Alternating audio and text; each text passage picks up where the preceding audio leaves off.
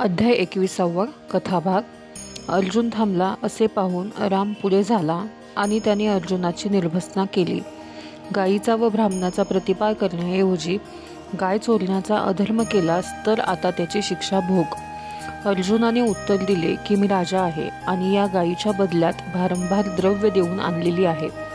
राम म्हणाला की ब्राह्मण गाय विकत नसतो, तू बळजबरीने करून ती नेली आहेस, म्हणून आता मरायला तयार हो।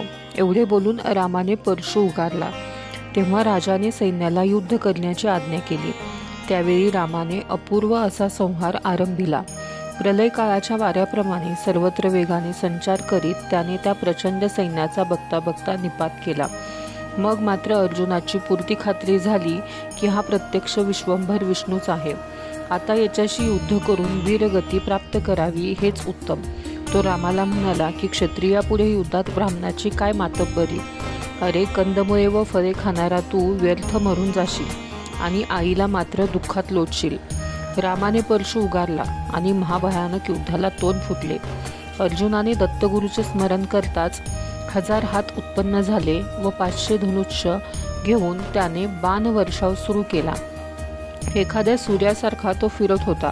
त्याचे युद्ध कौशल्य पाहून रामाला मोठा अचंबा वाटला, तरी त्याने चपळाई करून त्याचे सर्व हात तोडले।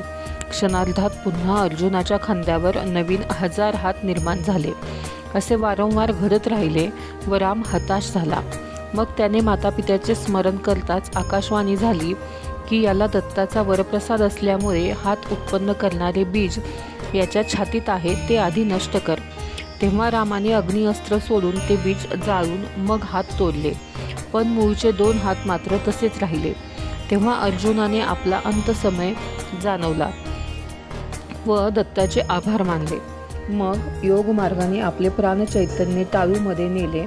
तेवढ्यात रामाने त्याचा शिरच्छेद केला व तो आश्रमात परतला। पण जमदग्नी म्हणाला की अरे रे, काय केलेस हे? तू राजाचा विनोद न समजल्यामुळे त्याचा वध करून पापाचा भार मस्तकी घेतला आहेस। असो, आता घडलेल्या पापाच्या क्षालनासाठी तू तीर्थयात्रा कर। सर्व भरतखंडातील तीर्थ फिरून ये। तेव्हा आईबापाची आज्ञा घेऊन राम तीर्थयात्रा करून पुन्हा आश्रमात परतला व पित्याला नमन केले।